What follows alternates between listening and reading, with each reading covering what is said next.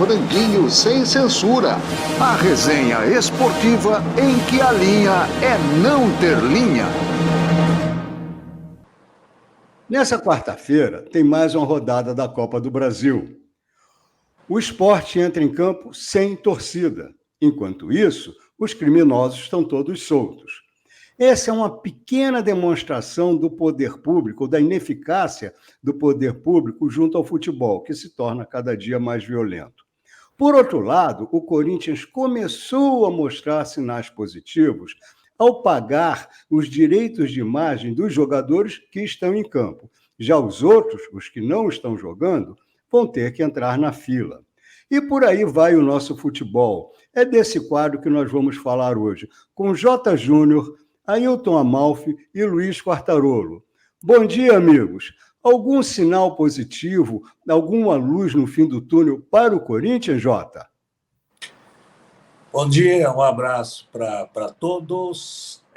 Sim, eu vejo, embora, né, quem acompanhou o Campeonato Paulista, ou quem está acompanhando, reconheça no São Bernardo um time, sabe, daqueles que a gente chama de encaixadinho, né? Encaixou bem o time e tal, o time está falando a mesma língua, todo mundo está falando a mesma linguagem e tal. É um alerta, né, para o Corinthians, evidentemente. O treinador do São Bernardo foi sondado pelo Corinthians até recentemente, tem uma série de ingredientes aí.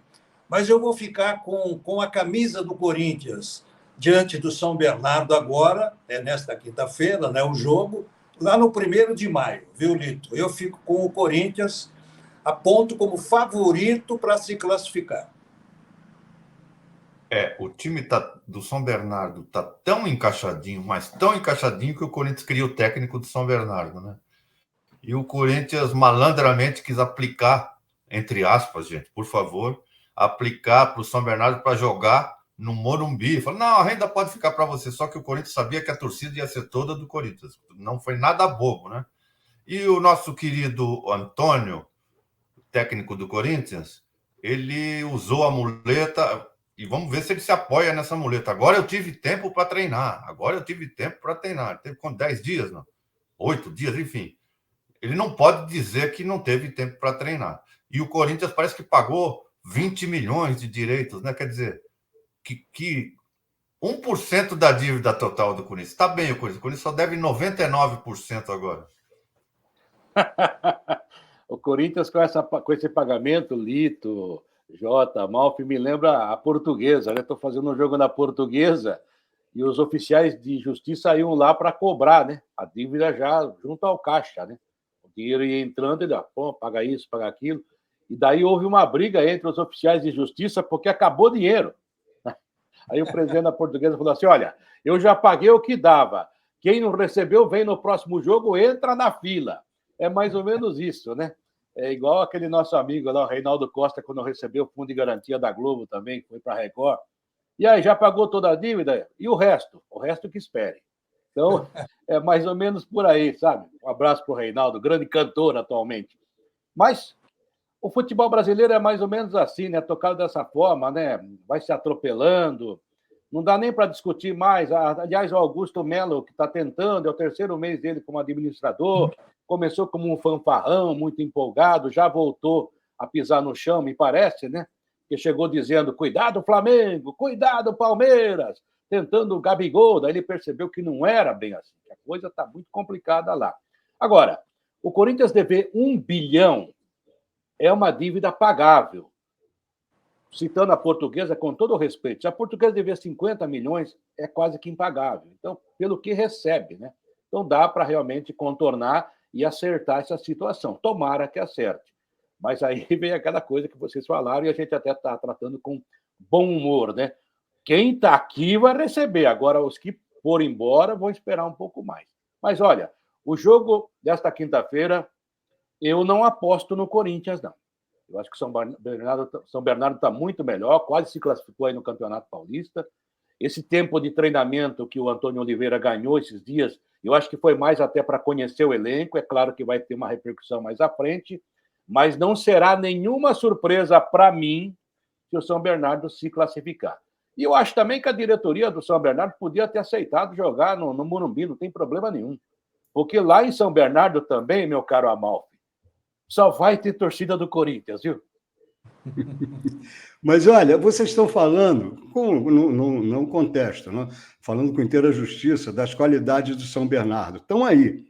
Será que existe assim, um fenômeno Água Santa se espraiando pelo Brasil? Porque no Rio de Janeiro, opa, tem coisa acontecendo aqui que eu não sei o que é. Tá acontecendo. Água Santa. É o Água Santa. Tem o Nova Iguaçu e o Sampaio Correia, que são times que há um ano atrás, o Nova Iguaçu ainda se falava um pouco, mas agora está entre os 4 classificados aí no Campeonato Carioca. Tem o Sampaio Correia que surpreendeu, é um timinho desse tamanho, mas bem ajeitadinho, bom em campo, dificulta. Temos aí uma troca de guarda, né, pelo menos, vamos dizer, entre os times teoricamente mais fracos, Jota? Litor, eu só faço uma observação que também não é nem descobrir a pólvora absolutamente.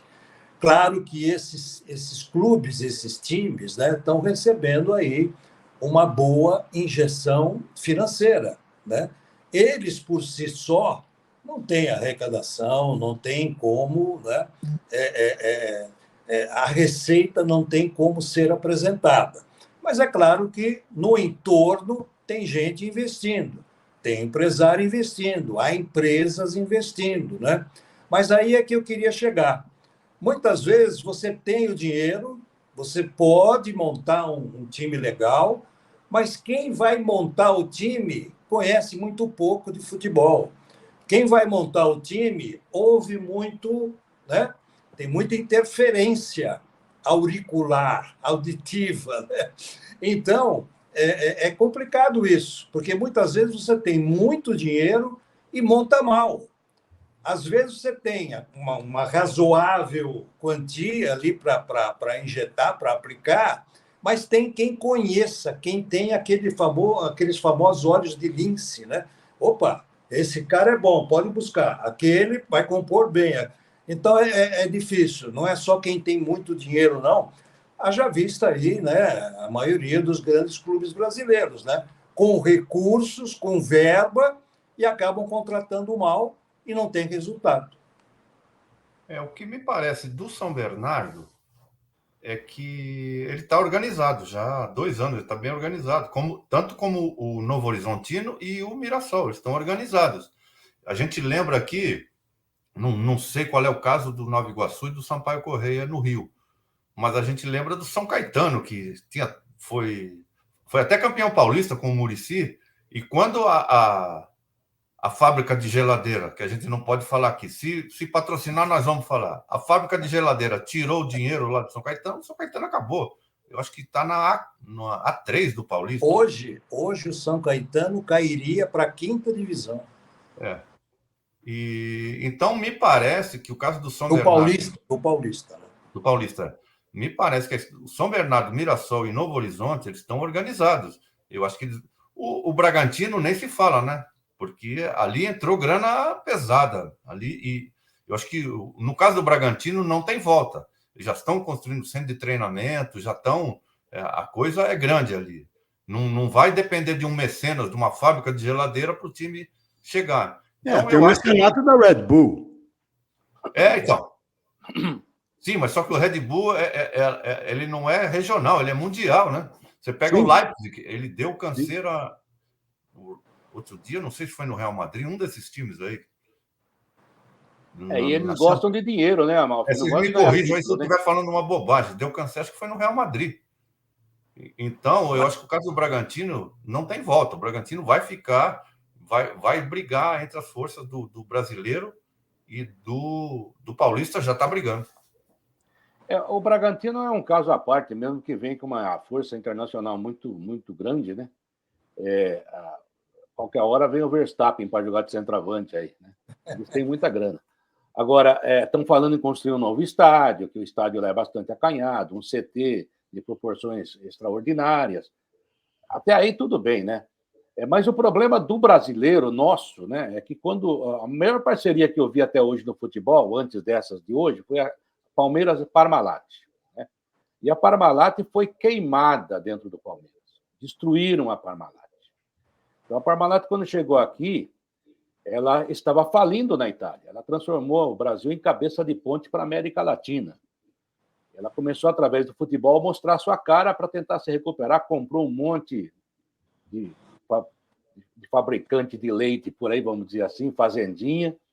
Hoje, 10 anos depois, a Parmalat estava em todas as gôndolas dos supermercados brasileiros, com vários e vários produtos. E o Palmeiras caiu para a segunda divisão, mesmo tendo sobrado em caixa milhões de reais. Ou seja, foi mal administrado. E todo mundo minava a parceria. Estão começando a fazer a mesma coisa agora com a Crefisa. Porque os velhinhos lá, os caras do pátio lá começam, quem eles pensam que são? Não podem mandar aqui. Mas quer o dinheiro. Quer o dinheiro. Aí, inclusive, eles devem estar lá agora falando isso, né? Porque eles não têm muito o que fazer, a não ser encher o saco dos outros. Exatamente. Então fica lá na área da bocha, lá, só o pátio dos milagres. O Jota lembra bem disso. O Capitão Nicola, que era uma figura fantástica, né? Ele era tão corneteiro, que eu falava para ele que ele renovava contrato todo ano. Mais um ano de cornetagem. Era um negócio absurdo. Mas esse não atrapalhava muito, mas realmente as pessoas atrapalhavam. Por isso que a SAF, eu acho que se livra disso aí. A pressão da história até do clube. E a vantagem dos clubes novos, como vocês citaram aí, não tão novos alguns, mas que vêm com essa nova metodologia, é que justamente são times que não têm torcida para pressionar, a imprensa não enche tanto o saco, desculpe a expressão chula, e eles pagam em dia. E o futebol está tão parecido, os jogadores são tão iguais, com raras exceções, que se você tiver um timinho bem azeitado, bem coletivamente jogando, você vai ganhar. Porque se você olhar para São Bernardo, para a Água Santa, que outro dia foi lá em São Januário e quase ganhou do Vasco, né? Se você olhar esses times, a diferença deles para os grandes não é tão grande assim, não é? A diferença é só o peso da camisa, a torcida. Diferença técnica, pressão, né? Diferença técnica. Uma pressão de bastidor, que sempre ajuda. É claro, não estou falando que o árbitro rouba, mas na hora da decisão a camisa pesa. Mas isso também, com o tempo, vai passando. Por isso que é preciso se mexer. Então, esses times vão chegando e com mais facilidade até, né? E com dinheiro no bolso. Qual o jogador que não gosta de receber todo mês direitinho, né? Tem time grande que não paga. E não é um, não, são vários. Mas se a gente vê, nesses casos, Quartarolo, se a gente vê boa administração, se a gente vê um bom caminho, não é, infelizmente, lugar comum entre os dirigentes do futebol brasileiro. Agora, nós viemos de mais uma crise absolutamente evitável, e, desculpem o termo, ridícula, entre São Paulo e Palmeiras. Aquele episódio no Morumbi, ou Morumbis, ou Moruntris, o nome que vocês quiserem dar, que acabou com o dirigente vindo a público pedir desculpas. Tudo isso poderia evitado com nem 1 minuto, 10 segundos de reflexão. Agora temos mais um embate entre uma dupla que, passo a passo, capítulo a capítulo, vem ganhando bastante antipatia no cenário futebolístico, pela animosidade que eles trazem entre si e que se espraia também pelas torcidas, também pelo público, entre Palmeiras e Botafogo. De um lado, John Textor, que afirma ter provas de corrupção de juízes se não me engano, na segunda divisão. Ele disse que é uma divisão menor. Mas entre a primeira declaração dele e a segunda, já houve algumas correções de rumo. Mas não precisava correção de rumo. A dona Leila, presidente do Palmeiras, pegou de voleio e já está processando o John Textor. A que isso pode levar, Jota? Lito, quem atrapalha muito o futebol, isso é histórico, né? Em primeiro lugar, eu colocaria os dirigentes. Como antigamente a gente falava, né? Os cartolas, né? Eu colocaria exatamente esses personagens ou essas personagens. Por quê? Ao longo do tempo, nós já estamos na estrada há muito tempo, felizmente, né? Nós todos, a gente sempre... se você for apurar bem, não é difícil isso, você vai ver que as grandes crises de bastidores do futebol e que depois se transformam para dentro do campo e no entorno do estádio, aí as torcidas também são, né, são insufladas, são os dirigentes, pelas suas declarações, pela vaidade, querem aparecer. Você acha que dirigente de futebol tem que falar todo dia? Presidente de clube tem que todo dia falar alguma coisa? Né? Espera aí, vamos valorizar a participação desses que são responsáveis não só pela formação do time, do conjunto, do grupo, mas são responsáveis também por muito mais coisas nos seus clubes. Eles têm muito mais coisa a fazer, se é que realmente fazem, né? Se a maioria faz. Alguns são dedicados, são competentes, são honestos, a gente nunca generaliza, né? Então, tem duas coisas que a gente bota sempre a culpa no torcedor, né? Ah, mas o torcedor, porque ele promoveu a bagunça, porque ele quer falar com a diretoria, ele quer... Mas os cartolas, os dirigentes também têm culpa, sabe? Uma vez um amigo aqui em Americana assumiu a presidência do Rio Branco, né? Estou falando numa proporção bem lá embaixo. E ele me procurou, meu amigo e tal, ele falou, como é que eu me comporto, hein? Eu disse para ele o seguinte, do meu ponto de vista, você é o presidente do clube, o Rio Branco estava na elite do futebol paulista, ficou 16 anos aí. Eu disse para ele o seguinte, você é o presidente, você tem o diretor de futebol, você tem o observador, o gerente administrativo, você só vai falar em último caso, e nos casos que realmente mereçam a palavra do presidente. De resto, meu amigo, fica quieto. E nessa pinimba, entre aspas, entre Leila e Textor, é o que o Jota falou, né? Os dois gostam de aparecer, aqui entre nós, os dois gostam, não são só eles, tá? Para quem não assistiu, assista a entrevista com o Marco Aurélio e com o Cittadini, que uma vez o Vanderlei Luxemburgo falou para o Cittadini, você tem que ir lá no vestiário. A resposta do Cittadini é exemplar. Fala, Vanderlei, deixa de ser ridículo. O que eu vou fazer lá? Vou dar bom dia para eles? O que eu tenho que fazer é pagar os caras em dia. Foi isso que ele falou. E eu acho que os dirigentes, às vezes, nós somos mais antigos, tinha um personagem chamado Zeca Diabo, alguém lembra? Era um matador que não matava ninguém. E ele tinha um mantra, que ele, quando estava com vontade de matar alguém, ele começava, é 1, é 2, no 5 ele já estava calmo, ele não matava ninguém. Eu acho que esses caras têm que usar o padrão Zeca Diabo, antes de falar essas bobagens que esse Belmonte falou, né? Português de M, né? E depois ter que vir um pai de família, um senhor, ter que vir se desculpar, é um negócio ridículo. E pelo sobrenome dele, de ascendência portuguesa também, né? Belmonte, exatamente. Então, eu acho que tem que usar o mantra do Zeca Diabo, conte até 10, até a pressão voltar 12 por 8. Amalfi, eu conheço bem o Belmonte, até fiz uma defesa a ele, não das palavras. Ele sabe que errou, já falou comigo até em off, fez uma grande burrada, mas ele não é xenófobo ou xenofóbico. Trabalhei com ele 20 anos. Mas ele foi na onda, não pode. E, principalmente, aí eu entro na outra situação. O Fernando Casal de Rey, que foi presidente de São Paulo, antes de ser presidente, era diretor de São Paulo. E ele brigava com a Federação Paulista de Futebol e com o Fará todos os dias, dia sim, dia não, outro também, assim por diante. E batia forte. Porque o Fará, porque a Federação... Aí ele vira presidente de São Paulo. Acabou de ser eleito, eu estou lá cobrindo as eleições do São Paulo. Falei, claro, né? Eu falei, presidente Fernando Casal de Rey, e agora, como é que vai ser a sua relação com o presidente Fará? Relação de clube para a federação. O presidente Fará será respeitado. Era outro homem. Isso se chama liturgia do cargo. Coisas que esquecemos no Brasil.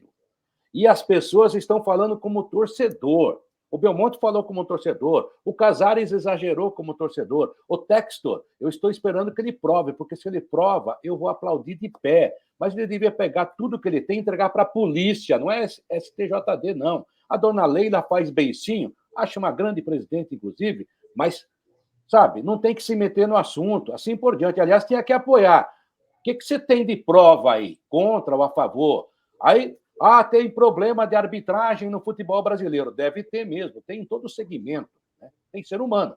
Agora, aí deixa no ar que foi contra o Botafogo.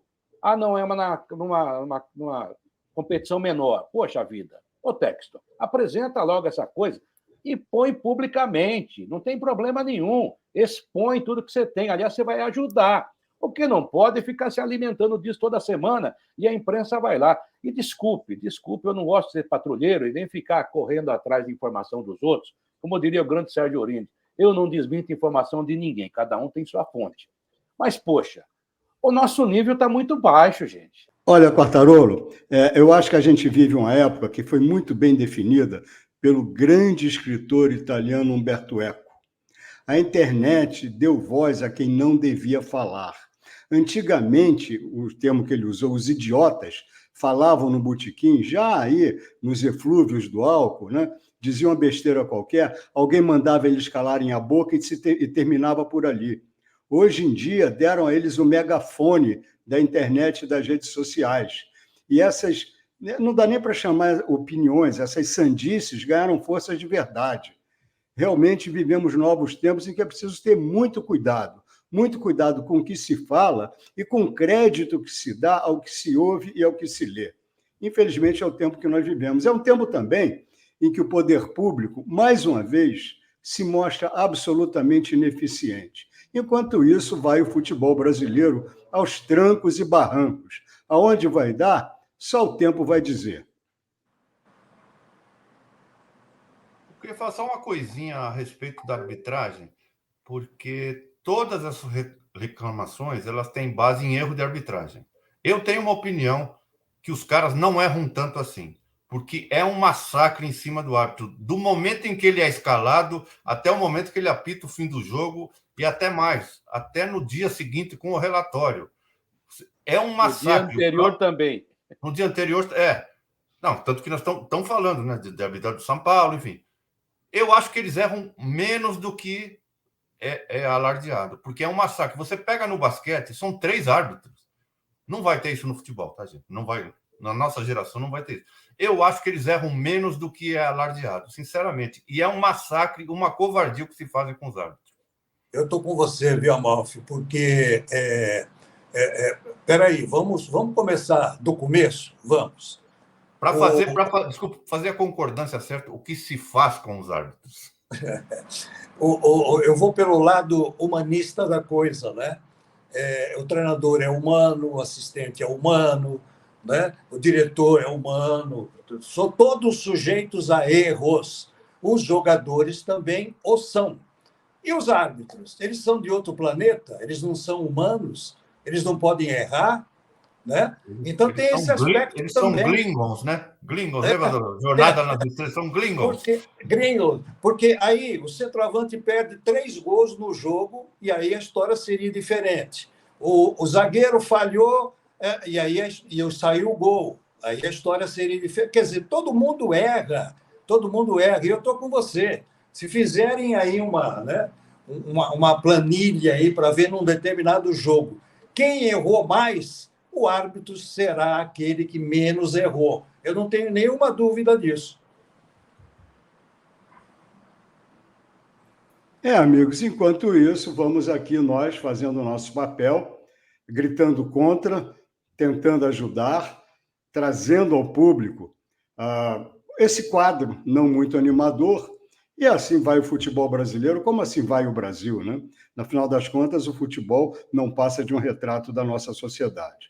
Vamos lá, gente, vamos em frente, vamos aí tocando o nosso franguinho, como sempre, sem censura, sem medo de dizer as verdades. Amigos, muito obrigado, Jotinha, Amalfi, Quartarolo. A gente se fala na sexta-feira. Abraço grande a todos vocês e um abraço e muito obrigado ao público que nos segue, que nos prestigia, que deixa seu like, que fala do franguinho para os amigos, que ajuda o franguinho a crescer. Franguinho sem censura. A resenha esportiva em que a linha é não ter linha.